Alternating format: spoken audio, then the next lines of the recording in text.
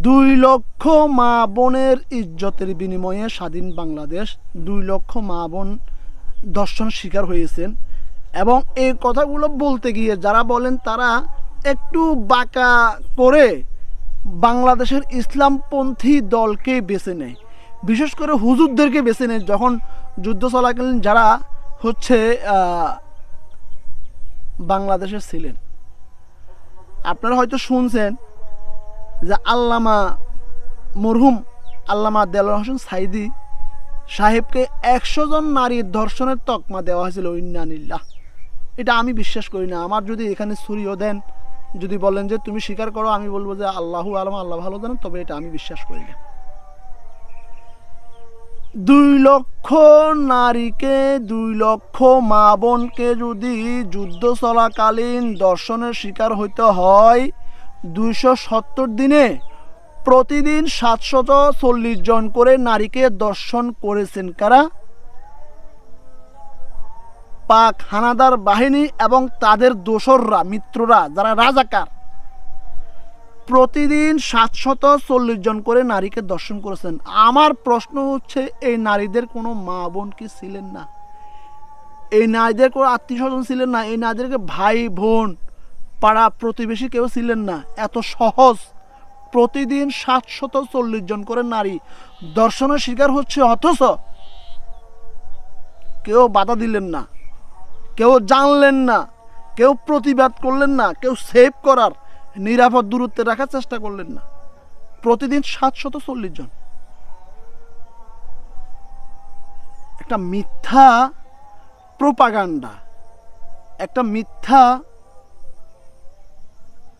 রটনা থাকবে। কারণ আমার মুক্তিযুদ্ধকে একজন যদি নারী ধর্ষিত হন, তিনি আমার মা, তিনি আমার বোন, তিনি আমার খুব কাছের এবং আমার বাংলাদেশের একজন সম্মানিত মহিলা। কিন্তু দেখেন, যখন আপনি 2 লক্ষ বলেন, যখন আপনি এটা সংখ্যাকে বাড়িয়ে বলতে গিয়ে আমার দেশকে একটা মিথ্যা প্রশ্নের উত্তর খুঁজতে সুযোগ করে দেন, তখনই হচ্ছে কষ্টটা লাগে। আমি এই দেশে নাগরিক হিসাবে, একজন স্বাধীন বাংলাদেশের নাগরিক হিসাবে, এবং আমার মতো অসংখ্য নাগরিকের কি এতটুকু অধিকার নেই সত্যটা জানার?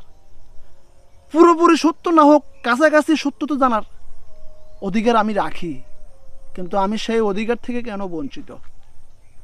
আমি সেই অধিকার থেকে কেন বঞ্চিত? এবং আমি না, শুধু যারা আমার প্রজন্ম আসবেন তারাও কেন এই অধিকার থেকে বঞ্চিত? কেন স্বাধীনতা 54 বছর পরেও স্বাধীনতা মুক্তিযুদ্ধকে নিয়ে এই ধরনের প্রশ্নের শিকার হতে হবে? কেন? আমাকে যদি আমার ছেলে যদি প্রশ্ন করে, বাবা তুমি বলো যুদ্ধের সময় কি হয়েছিল, আমি তাকে এই মিথ্যা কথাগুলো বলবো? তাকে আমি এই মিথ্যা রটনা, মিথ্যা তৈরি করা ঘটনা, মিথ্যা সমীক্ষা দিব, মিথ্যা সংখ্যা দিব? তখন তো সে যুদ্ধকে নিয়ে, মুক্তিযুদ্ধকে নিয়ে একটা বিতর্কিত প্রশ্ন করবে, একটা বিতর্কিত মন্তব্য তার ভিতরে আসবে। কেন? কেন? আমরা সত্য জানতে চাই, সত্য বুঝতে চাই, সত্যকে ধারণ করতে চাই, সত্যকে মানতে চাই। আল্লাহর রাস্তে রাজনৈতিক ফায়দা হাসিল করার জন্য হুজুরদেরকে ইন্ডিকেট করবেন না, হুজুরদেরকে ইন্ডিকেট করবেন না। এই হুজুরদের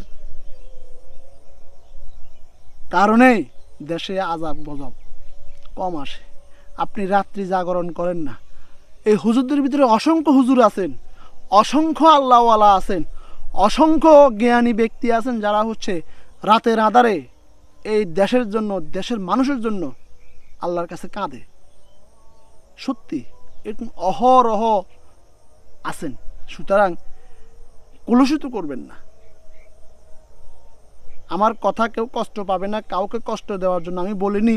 আপনি হচ্ছে যদি কষ্ট পেয়ে থাকেন, আমি আপনার কাছে ক্ষমা প্রার্থী। বাট হচ্ছে আমি সত্য জানতে চাই, সত্য বুঝতে চাই, সত্য মানতে চাই, ন্যায়ের পথে